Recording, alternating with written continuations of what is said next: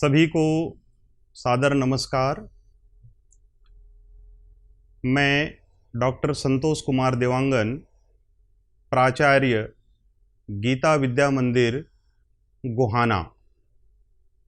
आज गोहाना मुद्रिका प्लस, जो कि यूट्यूब का एक सशक्त चैनल है, उसके मंच के माध्यम से कुछ बातें शिक्षा जगत से जुड़ी हुई आपके समक्ष रखने वाला हूं।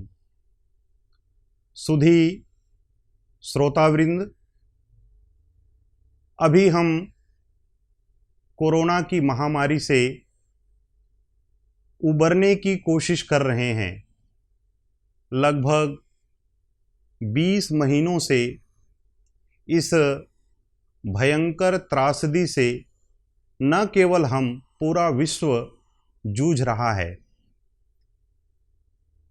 इस बार की भयावहता इतनी भयंकर थी कि संभलने का अवसर भी नहीं मिला और सगे संबंधी रिश्ते नाते होने के मायने भी बदले।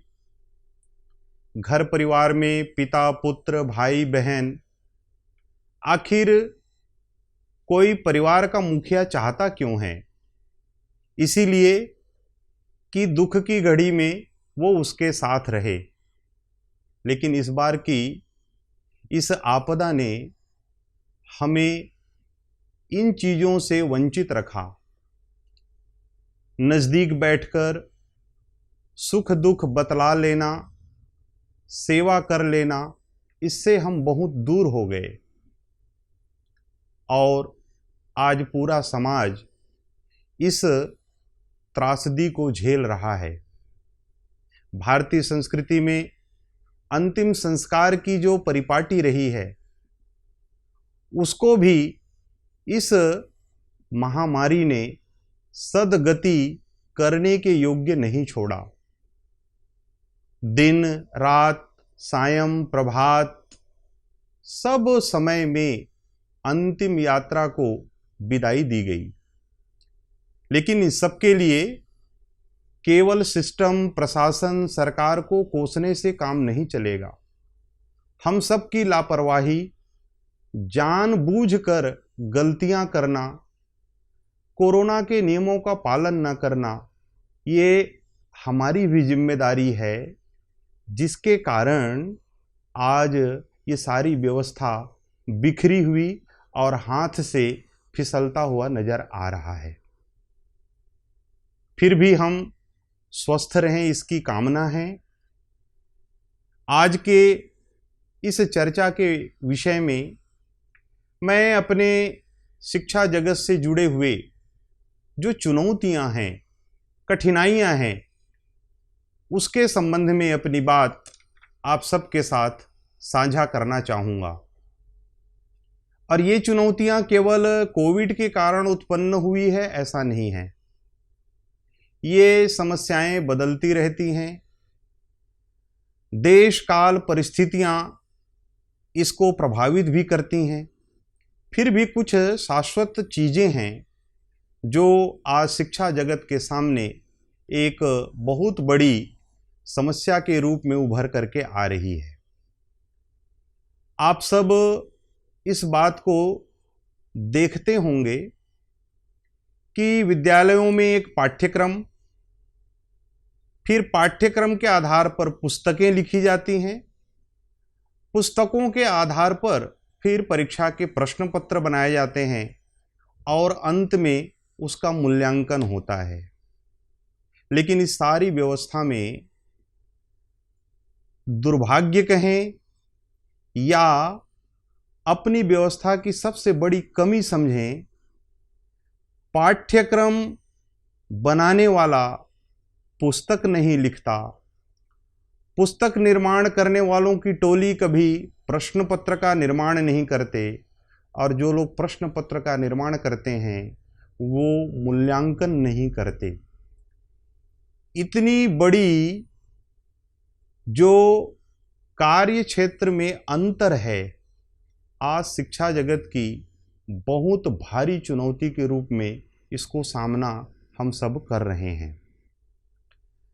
दूसरी बात, आज शिक्षा कर्म को जीवन का सबसे श्रेष्ठ कर्म मान करके इस दिशा में आने वाले अर्थात शिक्षक बनने वाले, शिक्षा को करियर के रूप में देखने वाले विद्यार्थियों की भी भारी मात्रा में कमी विद्यालयों में और समाज में सामान्य रूप से देखने को मिलता है। अर्थात श्रेष्ठ आचार्य, श्रेष्ठ गुरुजन ये पढ़ने पढ़ाने के लिए हम सबको चाहिए, हमारे बच्चों को चाहिए, विद्यालयों में चाहिए, लेकिन अच्छे गुरु, अच्छे शिक्षक बनने के लिए मन में वह संकल्प कहीं नजर नहीं आता है। इसी प्रकार से योग्य विद्यार्थी शिक्षा क्षेत्र में आना नहीं चाहता। अर्थात जब विद्यार्थियों के समूह में पूछा जाता है तो सबके जीवन का लक्ष्य ही कुछ और रहता है। डॉक्टर, इंजीनियर ये तो सामान्य बात है, फिर बिजनेस के क्षेत्र में जाना है, न्याय के क्षेत्र में जाना है, अर्थशास्त्र के क्षेत्र में जाना है, यह भी दिखता है। लेकिन कोई कहे कि मैं शिक्षा के क्षेत्र में जा कर के एक अच्छा विद्यार्थी होने के नाते मैं अच्छा शिक्षक भी बनूं, यह भी हमें ध्यान में नहीं आता। उसके पीछे का कारण है समाज में जो चीज़ें प्रभावित करती हैं उससे हमारा विद्यार्थी वर्ग भी प्रभावित होता है, उसी प्रवाह में वह भी बहता है। लेकिन इसमें हमारी सबसे बड़ी भूमिका है एक बहुत अच्छे विद्यार्थी को शिक्षा जगत में आने के लिए प्रेरित करना। जब वह 30-35 वर्षों तक इस क्षेत्र में कार्य करेगा, न जाने कितने योग्य नागरिक और अपने जैसे योग्य शिक्षक वह समाज को दे पाएगा। आज चुनौती में एक और बड़ी बात हम सब देखते हैं। हम माता पिता भी हैं, अभिभावक हैं, हम अपने पाल्य को लेकर के बहुत अधिक उसकी इच्छाओं का सम्मान नहीं करते, अपितु हम क्या चाहते हैं यह विषय भी परिवार में बहुत अधिक मात्रा में देखने को मिलती है। माने माता पिता, चाचा चाची, बड़े भाई बहनों ने कुछ पढ़ लिया, वैसा ही आज का विद्यार्थी पढ़े लिखे। यह विषय और क्षेत्र को चुनने की जो स्वतंत्रता विद्यार्थी को होना चाहिए, उसके रुचि के अनुसार, उसके संकल्प के अनुसार, यह भी आज परिवार में भारी मात्रा में देखने को हम सबको मिलता है।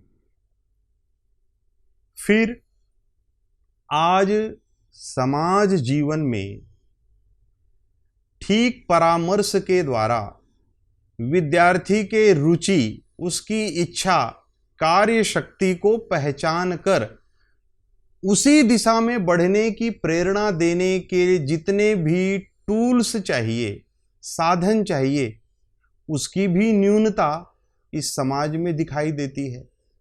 बालक की इच्छा कुछ और है, लेकिन जिस क्षेत्र में वह पढ़ता लिखता है वहाँ पर उस रुचि को पूर्ण करते हुए पठन पाठन वह कर सके और उसके आधार पर अपने जीवन को दिशा दे, यह भी हमको बहुत कम मात्रा में देखने को मिलता है।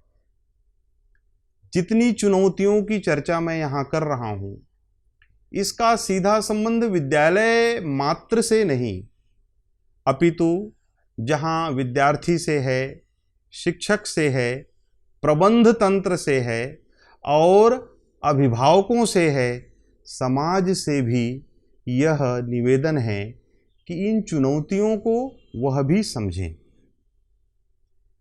आज कहीं पर भी विद्यार्थियों में सेवा भावना या श्रम साधना इस प्रकार के कार्य करते हुए जीवन की चुनौतियों को कैसे पार करना।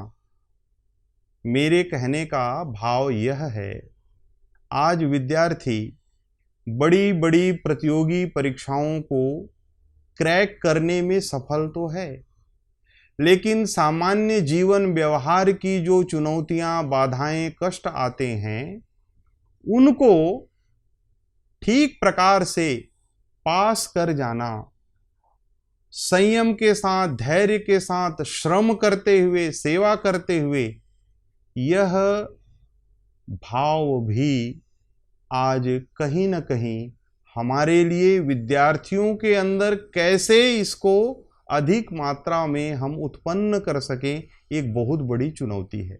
मैं एक छोटा सा उदाहरण दूंगा। एक किसी विद्यालय में वहाँ के शिक्षक ने विद्यार्थी से कहा, बेटे एक गिलास पानी ले आना। बालक के द्वारा पानी ला करके संबंधित व्यक्ति को दिया भी गया, लेकिन वह विद्यार्थी घर जा करके अपने अभिभावक से कहता है कि आज मुझे विद्यालय में एक गिलास पानी ला करके किसी को पिलाने के लिए कहा गया। अगले दिन उस विद्यार्थी के अभिभावक विद्यालय में पहुंचकर बड़े आवेश में अपनी शिकायत दर्ज कराते हैं कि मेरा बच्चा आपके विद्यालय में पानी पिलाने के लिए नहीं आता, मैं इस बात के लिए आपको फीस नहीं देता। दुर्भाग्य है इस समझ का। खैर, वहाँ के प्राचार्य जी द्वारा उनसे निवेदन पूर्वक यही कहा गया, कोई बात नहीं, हम अपनी गलती स्वीकार करते हैं, लेकिन कल को अगर घर परिवार में आपका यही बच्चा आपको भी अगर एक गिलास पानी न पिलाए तो इसके लिए आप शिक्षा व्यवस्था या किसी अन्य को दोष मत दीजिएगा। कहने का भाव, आज शिक्षा में, पाठ्यक्रम में, दैनिक गतिविधियों में बच्चों को सेवाभावी और मेहनत करके जीवन में आगे बढ़ना, यह उनके सबक का, अध्याय का विषय बनना चाहिए। इसकी भी न्यूनता अखरती है। किसान का बेटा अच्छा किसान नहीं बनना चाहता, व्यवसायी का पुत्र अच्छा व्यवसायी नहीं बनना चाहता, शिक्षक बनना या सेवाभावी बनना तो बहुत दूर की कड़ी लगती है। आज समाज के द्वारा विद्यालयों को देखने का दृष्टिकोण भी बहुत ही कृपा और अनुकंपा वाला हो गया है। कहने का भाव, शिक्षक प्रबंध केवल इसलिए है कि मैं अपने बच्चे को भेजता हूं, उनको फीस देता हूं, इसलिए मेरा इनके साथ इतना ही संबंध है। अभी लगभग 1.5 वर्षों में शिक्षा जगत को लेकर के, शिक्षकों को लेकर के, आम समाज में बहुत सारी बातें जो नहीं कहने चाहिए लोगों के द्वारा कही गई। कैसे कैसे तुच्छ शब्दों का प्रयोग किया गया। वास्तव में मानिए, एक विद्यालय के अंदर विद्यार्थी और शिक्षक का संबंध भावनाओं के साथ अत्यधिक सुदृढ़ रहता है। ये वो कोमल भावनाएं हैं जिनके कारण कक्षा में पढ़ाते समय शिक्षक को यह भूल जाता है कि उसको सैलरी कितनी मिल रही है, उसका विद्यार्थी फीस कितनी देता है, यह कोई मायने नहीं रखता। उसके लिए केवल वह विद्यार्थी है और मैं उसका शिक्षक हूँ, मुझे उसको पढ़ाना है, अपने विषय का ज्ञान उसको अधिक से अधिक हो सके, यह भावना ही कार्य करती है। इसलिए संपूर्ण समाज को भी विद्यालय, शिक्षक, इन सब को देखने का नजरिया भी बदलने की आवश्यकता है। आज विद्यार्थी संयम और धैर्य के प्रति भी सजग नहीं है। ये हमारी भी कमी हो सकती है, कहीं हमने पाठ्यक्रम में या उसको जो नैतिकता का पाठ, जो उसके अंदर संस्कार डालने चाहिए, हम व्यवहार में देखते हैं 1 नंबर, आधा नंबर पाने के लिए विद्यार्थी इतना अधिक, अगर उसके कम अंक आए तो अपने विषय शिक्षक को इतना अधिक वह प्रभावित करता है कि अगर मेरे आधे अंक कट गए तो घर में माता पिता न जाने क्या कहेंगे। अर्थात घर से भी उसको उसी प्रकार का दबाव है। और जहाँ तक बोर्ड या प्रतियोगी परीक्षाओं का परिणाम, जिसका एक सामान्य आकार का सर्टिफिकेट होता होगा, उसको ही सब कुछ मान करके विद्यार्थी कई बार ठीक परिणाम न आने पर अपनी दिशा को भी वे प्रतिकूल कर बैठते हैं। इस पर भी शिक्षा जगत से जुड़े सभी साथियों को चिंतन करने की आवश्यकता है। एक और परिस्थिति चुनौती के रूप में हम देखते हैं, विद्यालयों में जो पीटीएम अभिभावक आचार्य बैठक की जाती है, उसमें हर एक अभिभावक अपने बच्चे के केवल विषय अनुसार अंक कम ज़्यादा इसी बात को लेकर चिंतित रहता है और उसकी ही चर्चा करेगा। खूब जल्दीबाजी में आना और ये 2-3 बातें पूछ करके अभिभावक अपनी जिम्मेदारी का इतिश्री समझते हैं। मेरा मानना है इस दिशा में भी पीटीएम का स्वरूप केवल परीक्षा में प्राप्त अंक तक ही सीमित नहीं, अपितु व्यक्तिगत विकास कैसा हो रहा है विद्यार्थी का, उसका विद्यार्थी के साथ, अपने मित्रों के साथ, शिक्षकों के साथ किस प्रकार का संबंध रहता है, वो विचार कैसे करता है, अपनी भावनाओं को व्यक्त कैसे करता है, सर्वांगीण विकास की दिशा में उसका किस प्रकार से आगे बढ़ना हो रहा है, यह भी चर्चा उस अभिभावक बैठक में होगी तो बालक का एक समग्र चित्र हम सबके सामने उपस्थित हो सकेगा। 1996 में अमेरिका से एक प्रस्ताव पास हुआ था जो डंकल प्रस्ताव के नाम से था।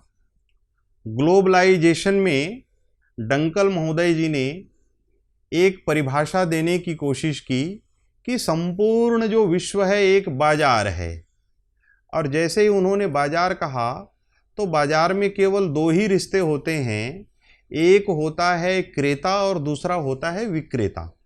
आप मुझे शुल्क के रूप में राशि देते हैं, मैं आपकी सेवाएं प्रस्तुत करता हूं।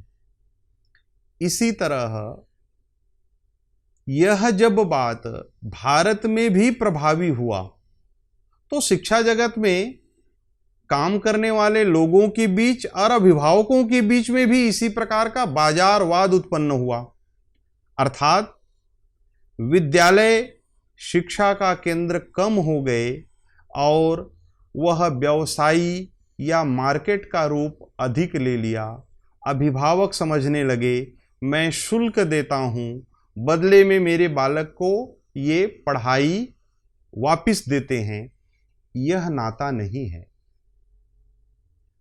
अनेक वर्ष पूर्व आदरणीय पंडित दीनदयाल उपाध्याय जी ने भारतीय समाज व्यवस्था के गहराई में उतर करके एक उन्होंने चिंतन, एक दर्शन दिया, वह था एकात्म मानव दर्शन। अर्थात हर व्यक्ति को एक ही नजरिए से देखना। कहने का भाव, अगर शिक्षा जगत में कोई भी नीति बने, जो अग्रिम पंक्ति में सबसे आगे खड़ा हुआ व्यक्ति है, अगर उसको लाभ मिल रहा है तो उसी प्रकार समाज के अंतिम छोर में भी खड़ा हुआ कोई व्यक्ति है, विद्यार्थी है, उसके भी चेहरे पर उसी प्रकार की मुस्कान हो। यह एकात्म मानव दर्शन का मूल मंत्र रहा है। कहने का भाव, शिक्षा में कहीं पर भी अंतर नहीं आना चाहिए। इससे जुड़ी हुई दूसरी चुनौती ध्यान में आती है। आज समाज में स्टेटस के अनुसार विद्यालय खुलने लग गए। वैसे भी ईश्वर ने अपने अपने कर्म और भाग्य के अनुसार हमको छोटा बड़ा, आगे पीछे, अमीर गरीब, उन्होंने तो नहीं बनाया, समाज ने वैसे ही बांट रखा है। लेकिन शिक्षा जगत में भी बड़े बड़े बिजनेस घरानों के विद्यालय, तो उसमें फिर प्रवेश करने की अपनी मान्यता, उसके हिसाब से उसकी फीस, माने लग्जरी बसें हैं, एसी से निर्मित विद्यालय के भवन हैं, फिर भारी भरकम शुल्क भी है। तो समाज में अपने आप एक विभाजन दिखाई देता है। हमारा सामान्य विद्यार्थी सोचता है कि शायद वह विद्यालय मेरे लिए नहीं है। इस अंतर को भी समझना पड़ेगा, तभी वह विद्यार्थी समझेगा कि कम से कम शिक्षा के क्षेत्र में इस प्रकार का जो विभाजन है, असमानता है, यह नहीं होनी चाहिए। अंत में अगर ये समस्या शिक्षा जगत की है तो इसको बदलने की जिम्मेदारी भी हम शिक्षक और शिक्षा क्षेत्र से जुड़े हुए लोगों की ही है। मेरी तकलीफ है तो इसका उपचार मुझे ही करवाना होगा। इसलिए इस क्षेत्र में कार्य करने वाले सभी कार्यकर्ताओं को अपनी भाव भावना, मानस को परिवर्तन करने का सामर्थ्य जुटाना होगा। शिक्षा जगत को प्रभावित करने वाले जितने भी बुद्धिजीवी सज्जन शक्ति हैं, उनका चिंतन का केंद्र भारत और भारतीयता होनी चाहिए। जब जब हम अमेरिका, ब्रिटेन, जापान, लंदन की ओर देखेंगे तो शिक्षा में कार्य करना मुश्किल हो जाएगा। इसलिए भारतीय चिंतन और भारत के अनुसार शिक्षा पद्धति होनी ही चाहिए। ऐसे सीधे सीधे शिक्षा क्षेत्र से जुड़े हुए विद्यार्थी, अभिभावकों का भी प्रबोधन होना चाहिए। उनको भी इन सब बातों के साथ साझा करते हुए कैसे इस चुनौतियों से पार निकल सकें, तभी हम शिक्षा क्षेत्र में एक सफल और सुदृढ़ अपना सहयोग दे सकेंगे। अंत में मैं गोहाना मुद्रिका प्लस, जो कि YouTube चैनल है, इस टीम के प्रति अपना हार्दिक आभार और साथ में विद्यालय के सभी साथियों के प्रति भी आभार व्यक्त करना चाहूँगा। इतना कहते हुए कि गोहाना मुद्रिका प्लस यह जो यूट्यूब चैनल है, इसको जो लोग भी इससे प्रभावित हैं, अधिक से अधिक सब्सक्राइब करें और इसके दैनिक दर्शक और पाठक बने। अंत में यह पंक्ति कहते हुए कि जीवन में कुछ करना है तो मन को मारे मत बैठो, आगे आगे बढ़ना है तो हिम्मत हारे मत बैठो, इस निवेदन के साथ मैं अपनी वाणी को विराम देता हूँ। आप सभी का हृदय से आभार, धन्यवाद।